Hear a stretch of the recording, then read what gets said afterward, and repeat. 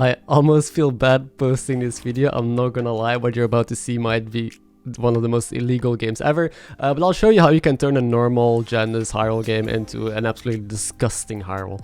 We didn't even have a token on turn 1, this is a double token lobby, but we found a token on turn 2. That also works, as you'll see. Your curve's a little bit different, so if you don't know how to make it work, take some notes. I'd say we do find like double Elemental and 2 Alley Cats. Now double Alley Cat allows you to technically triple a turn earlier, but we're not going to make use of that because I want 5 drops after all. And double Elemental, I mean, that could be a triple. You do want to hero power every turn, that is very important. If you don't know how to play Janice, I have a video on her, a guide on her on how to get token triples. I would suggest you check it out since I'm not going to cover that too much. But that's basically what we're going to do, take 2 5 drops, right? And most games, that's it.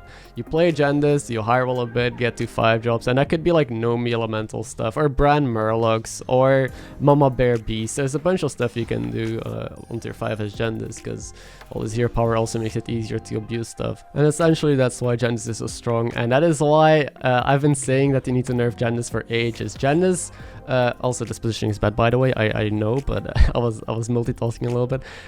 I'm fixing it in a second, but I know Jandice win rate isn't high in lower ranks because people don't really know how to abuse this and how to high roll like crazy with just simple tokens. So maybe this video is gonna help out some of you that don't really know how to completely obliterate people, so you can try and imitate this. So far it looks like a regular Jandice game, right? It looks like we're regularly going for 2 triples into 2 5 drops, and that was my initial plan until, well, you'll see. This is the turn where I pop off turn 6. So you level here. I do solid pair on Alley Cat. I need to make board space, so make sure you always have board space. You need like 2 empty board spots. And I will discover first with the Tabby Cat in case of Mama Bear. And we hit Mama Bear. Now you could take Bran here or Nomi. Both are also good with Jandice, but because I have no Murlocs, I'm not going to take Bran yet. And I think Mama Bear is just like instant tempo. It's instantly good. We even have another beast in the shop. So we need to sell the Scallywag. We need board space again. I'm going to discover another triple. And this time, maybe it's second Mama Bear, you know, we can hit a Crocolisk, but instead we could take Nomi. But Bran is gonna give us a couple more triples. So this is the tactic. Like if you hit a Bran, you can get a bunch more triples, and I'll show you why. Because I can hero power still this turn since we found double Alley Cat. Since we found another one, we can still hero power. And I got 2 more Alley Cats here. I need to sell again for board space.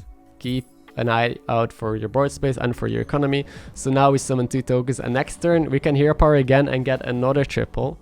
And if we want to, we could take another triple. And because of Mama Bear, we don't even lose, like, take damage. All these 1/1s turn into 6/6s. And the triple tokens are also a lot of stats. You're still on 33 HP and they'll some damage. So that is the trick. If you had like Bran and Mama Bear and you have an Alley Cat, you can just take triples without losing tempo, and it's not even that greedy. So we can go for a 6 drop here, hopefully hit Amalgadons, because again, Amalgadons are the nuts. We have a Brand, we are Janice, so we can fix them. That'd be the dream. I also froze in case of for Macaw, in case we hit Goldrin, like I could do Goldrin Macaw from here. That is definitely not out of the question. So let's see what this is going to give us, because tier 6 is just amazing. Turns out we hit Amalgadon. There's also Seafood Slinger, but that I don't really need it. It's just simple Amalgadon. And here I'm gonna play super greedy. I mean, not really that greedy. I'm not gonna play anything. I think our board is super strong for turn 7. Remember, this is turn 7. We won the fight, so I'm holding this in hand because I need board space. Again, I'm gonna take another triple here because I have 1 token and I summon 2 more with Alley Cat. So I need the board space. So I was playing the Amalgadon, and this Elemental last turn would have kind of ruined that plan. And we have now 2 22 Alley Cats and 2 Amalgadons. We got 4 triples already. It's turn 8. We still have our Bran. And yeah, I don't think we can lose this game anymore unless we do something completely wrong. And people might tunnel vision though. Like I think players that are a little bit lower rated would keep the Mama Bear maybe and try and still go with some sort of beast stuff. Maybe sell off the Bran, right, and keep these Alley Cats. But late game, we're still loose to other high rollers, as you'll see. So I sell the token here. I think we abused it enough. We got enough triples already. Amalgadon sadly isn't perfectly fixed. I bought another tribe for adapt, by the way. That's why the pirate is on the board here. And I'm just rolling down a bit, looking for something good. And Sapphire is decent. It's a Murloc that could potentially poison this Amalgadon. So I'm gonna get rid of Sally here. I still think I value the Mama Bear buff onto this Amalgadon. I could sell Mama Bear if I really want to have more adepts. or a Tabby Cat, but I think the Tabby Cat is too strong. But luckily this Amogadon is instantly fixed by itself, so perfect. I don't need the Mom Bear anymore. I'm not gonna play Beasts, and we'll just play the Murloc, potentially poisoning our Amogadon or just poisoning the Murloc itself, which happened.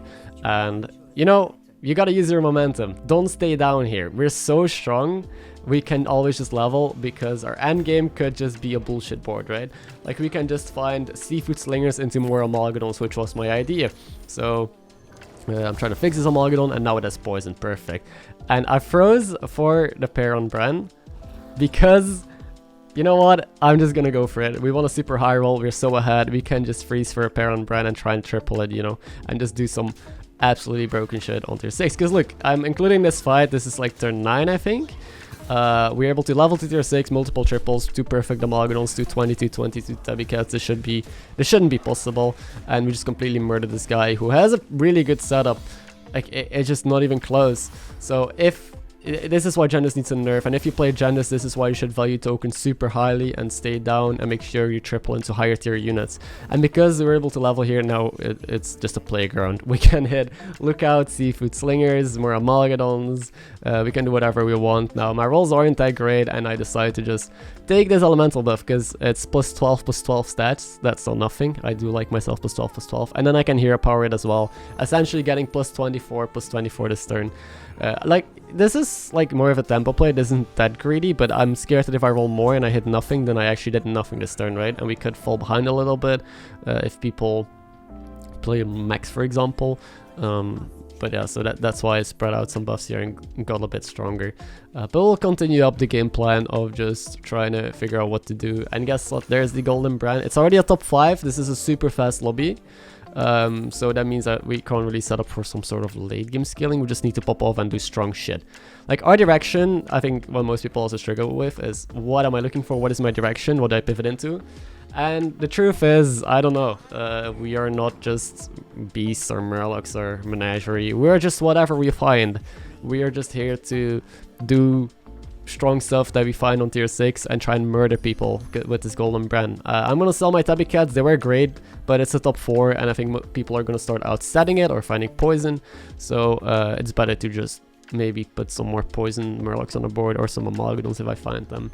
So yeah, the classic Golden Brand Lookout stuff. We can just bounce this Lookout and see what else we get offered. So far, I think our tier 6 rolls have been kind of low rolly, like no extra Amogadons or Seafood Slingers yet, or cards that actually are great. Only one Lookout. But what you want to do with Janice is, if you have a Lookout, is try and keep it on the board. So because of that, I want to buff up Lookout. You can just make Lookout part of your board, like a big poison Murloc, and then you can bounce it every turn and just get great value that way. So that's why I'm selling the Tabby Cat. I'm keeping this Lookout to try and turn it into a permanent unit.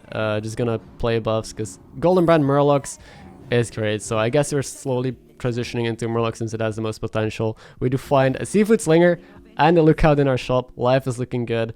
I'm just gonna play Analyza here to just, well, be strong, kill this guy, you know, because we're killing everyone in the lobby apparently.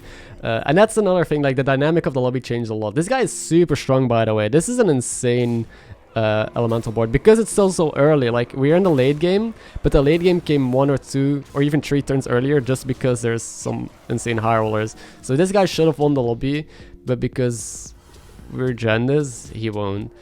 So that's one thing to keep in mind. Like, every lobby has a different style. Sometimes people just miss and there's a lot of tempo heroes and everyone stays down.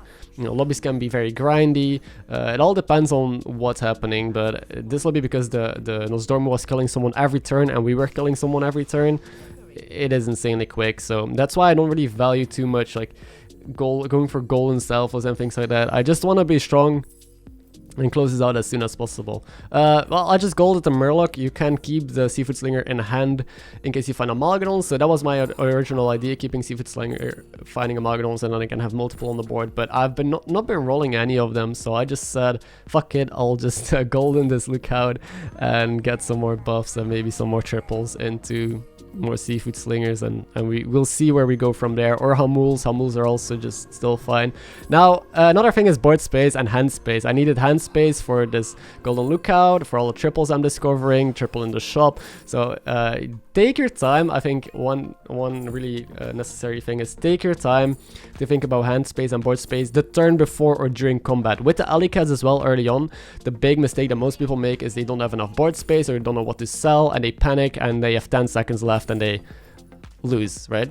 So use the turn timer to your advantage. Use your fights, like if you win or lose a fight, doesn't matter. Just think during the fights, what do I sell next turn? How much money do I have? How do I make this work? Now, this turn is really hard. I have a full hand, a lot of triples. It's really hard to optimize. I think I should have golden the other lookout, by the way, because now I can't bounce this lookout anymore on that I have on the board. Doesn't matter though, but a small detail. Small details are not going to matter when you're in this position that we are in. I don't really see any board that beats us unless someone else has multiple Amalgadons as well. There's a Hamul. I still have double Seafood Slinger in hand somehow. Maybe I find Amalgadons from this Hamul. That'd be amazing. And sadly there's a Golden Brand, so we see an Amalgadon here, but we skipped it. We still have a golden lookout, but I don't have time. That's another thing. It's impossible to do everything in one turn optimally. I had like over 100 seconds, right? I had like 2 minutes this turn, and even then I'm not able to put all my actions in. I still have a golden lookout at hand, still a Seafood Slinger, so I could roll more and get more money, and maybe even have an extra Amalgadon on the board if I had more time. I just don't. So this guy does have 2 Poison Volatile Amalgadons and Selfless. He could actually compete with us, and like a decently sized neck roll. I also put the Murloc first as a bumper. I literally don't care if it gets poisoned or not. I think I'm strong enough anyway. I just put it early as a bumper instead of trying to make it a permanent poisoning unit. So I'm still positioning greedy, still playing greedy because I can afford to. This guy's 2 HP anyway. It's gonna get kind of close because he was a lot stronger than I expected.